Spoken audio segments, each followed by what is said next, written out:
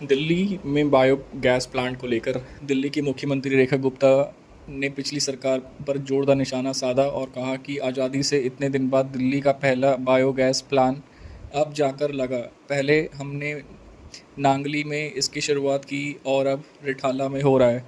उन्होंने कहा दिल्ली में लाखों मवेशी हैं और यहाँ से निकलने वाले गोबर सीधे यमुना नदी में जा रहा था, जिससे वह प्रदूषित हो रही थी। तो क्या किसी ने उनकी परवाह नहीं की? इसी के साथ उन्होंने कूड़े के पहाड़ की भी बात कही।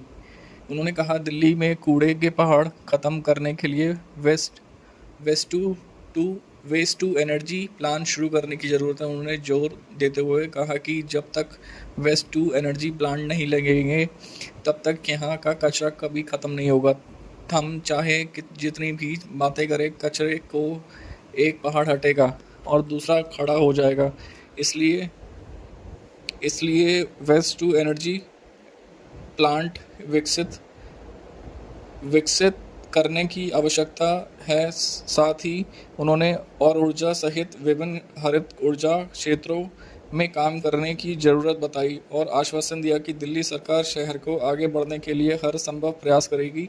इससे पहले पीएम मोदी के आत्मनिर्भरता के आह्वान को दोहराते हुए दिल्ली की मुख्यमंत्री रेखा गुप्ता ने शुक्रवार को लोगों को स्वदेशी या स्थानीय स्तर पर निर्मित उत्पादों का अपनाने का और राष्ट्र निर्माण में योगदान देने का आश्वासन दिया।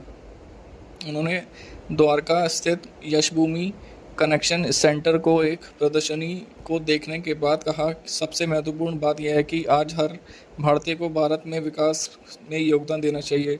जैसा कि प्रधानमंत्री भी नरेंद्र मोदी भी कहा है कि हम आत्मनिर्भर बनना होगा, हमें स्वदेशी अपनाना होगा। हमारे दैनिक जीवन में हर कदम पर अपने देश के प्रति सम्मान दिखाना चाहिए। मुख्यमंत्री ने कहा देशों को विकसित बनाने और विश्व गुरु बनाने की यही एकमात्र तरीका है।